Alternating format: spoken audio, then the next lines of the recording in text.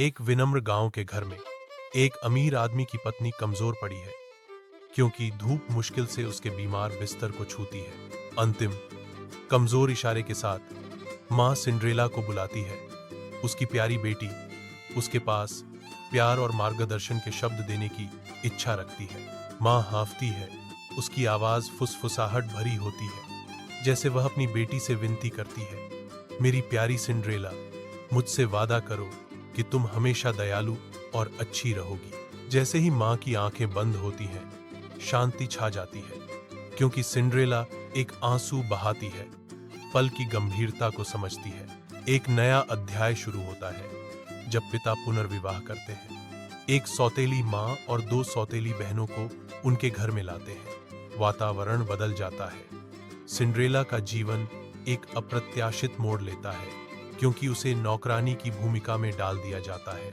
नाम सिंड्रेला घर में गूंजता है, उसकी राख जैसी उपस्थिति और कम स्थिति का एक निरंतर अनुस्मारक। सिंड्रेला का चेहरा गंदगी से सना हुआ है, उसकी आंखें थकावट और निराशा के मिश्रण को दर्शाती हैं, क्योंकि वह अपनी नियति स्वीकार करती है। बाजार के जीवंत अराजकता के बीच पिता दृढ़ संकल्प से अंकित चेहरे के साथ स्टालों के सागर में नेविगेट करते हैं। उसकी सौतेली बहन एक की आवाज हवा में गूंजती है, पिताजी, मेरे लिए सुंदर कपड़े लाओ। सौतेली बहन 2 की मांग तुरंत बाद आती है, और गहने, चमकदार जगमगाते गहने। शोर के बीच सिंड्रेला की कोमल आवाज एक तीखा विरोधाभास प्रस्तुत करती है, पिताजी, मेरे लिए एक टहनी लाओ, एक जो आपके टोपी को छू जाए जब आप गुजरे। पिता रुकते हैं। सिंड्रेला के विनम्र अनुरोध को याद करते हुए उनका भाव थोड़ा नरम हो जाता है।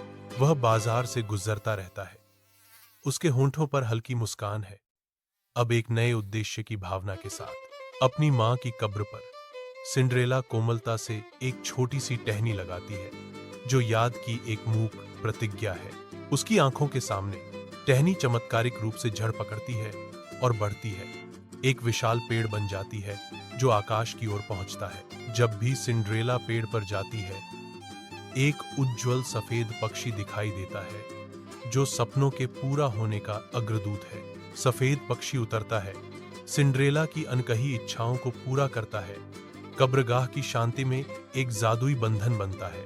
भव्य बॉलरूम जीवन से स्पंदित होता है, मध्यरात्रि के संकेत के रूप में घड़ी की अंतिम चोट से अनजान। सिंड्रेला अपनी हताश भागने की कोशिश करती है।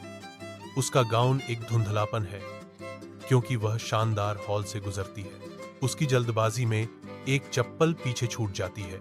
कांच का चप्पल सीढ़ियों पर उदासी से टिका हुआ है, एक जादुई रात की एक झिलमिलाती गूंज जो अधूरी रह गई।